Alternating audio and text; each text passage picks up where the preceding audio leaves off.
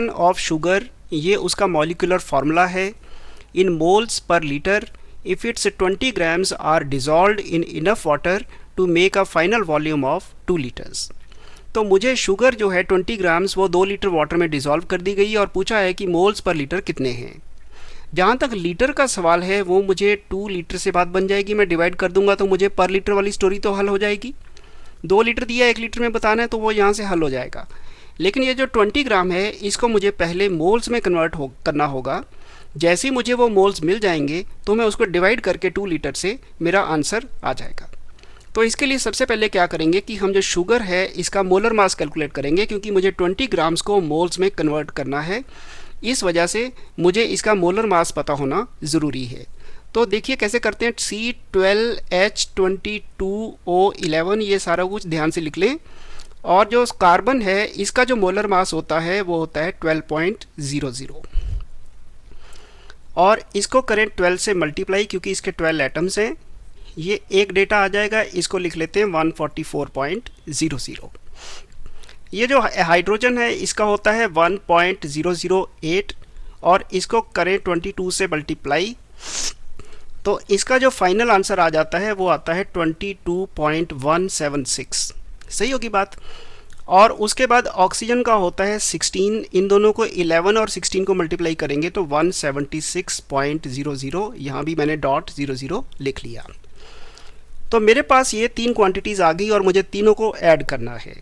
अब क्योंकि ये पहला ही चैप्टर है तो मुझे ये सिग्निफिकेंट फिगर्स, डेसिमल प्लेसेस, इनका ख़ास ख्याल रखना होगा। तो यहाँ पे इन तीनों को जब मैं ऐड करूँगा तो फाइनल आंसर जो आएगा उसमें मेरे पास डेसिमल प्लेस के बाद कितने डिजिट होने चाहिए। इसमें 2 हैं, ये ऐड हो रहा है इसलिए मैं डेसिमल प्लेस के बाद का चेकिंग कर रहा हूँ। डॉट के बाद 2, डॉट के बाद 3, डॉट के बाद 2, तो कम वाले 2 ही है। तो जो फाइनल आंसर होगा उसमें डॉट के बाद 2 होने चाहिए। तो I will round off my final answer to obtain 342 grams per mole. ये मेरे पास क्या आ गया, ये मोलर मास आ गया किसका, शुगर का। अब मुझे क्या करना है, मुझे इसको कन्वर्ट करना है, 20 ग्राम्स में देखना है कि कितने इसके मोल्स हैं। तो इस पर यूनिटरी मेथड लगा सकते हैं या सीधा आप उसको 20 को 342.18 से डिवाइड कर दीजिए, ये मोल्स होंगे। या उसका तो वैसे समझना हो अगर यूनिटरी मेथड से, वो भी समझा देता हूँ। 342.18 ग्राम्स का होता है 1 मोल। एक का होगा 1/342.18 और जो 20 है उसको मैं मल्टीप्लाई करूँगा तो मुझे इतने मोल्स आ गए। ये मोल्स जो आ गए, मुझे मोल्स पर लीटर कैलकुलेट करना है तो 2 लीटर दिया हुआ है, इसको मैं 2 से करता हूँ डिवाइड। ये 2 लीटर लिख लिया मैंने। सही होगी बात। ये फाइनल आंसर होगा। अब इसकी अगर मैं कैलकुलेशन करूँगा तो उसमें सिग्निफिकेंट डिजिट कितने होंगे। 342.18 में है 5, इसमें है 1, ये न्यूमेरिक इंटीजरल है तो 2 के बाद का 0 मैटर नहीं करेगा। 1 ये है ही 1 और ये डिवाइड और मल्टीप्लाई हो रहा है, तो फाइनल आंसर में भी एक ही सिग्निफिकेंट डिजिट होना चाहिए।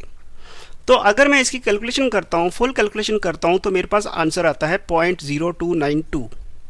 लेकिन ये आंसर वैसे गलत माना जाएगा क्योंकि मुझे सिग्निफिकेंट डिजिट्स का ख्याल रखना है। तो एक सिग्निफिकेंट डिजिट बनता है यहाँ तक, ये 0 तो काउंट नहीं होंगे, इधर वाला तो काउंट होगा नहीं, तो यानी कि एक ही रखना है यहाँ पे। तो राउंड ऑफ करते जाते हैं तो ये 0.03 ग्राम्स पर मोल जो है, सॉरी मोल्स पर लीटर जो है, ये इसका आंसर बनता है 0.03। इस क्वेश्चन को कैसे लिखना है एग्ज़ाम में और इसके पूरे स्टेप्स जो हैं थोड़े से क्लियर होते हैं वहाँ पे, उसके लिए आप मेरे ब्लॉग पे चले जाइए, उसका लिंक जो है डिस्क्रिप्शन में मैंने डाल रखा है। तो क्लिक करके वहाँ पहुँच जाइए और वहाँ से आप उसको सारे को देख सकते हैं। ठीक है।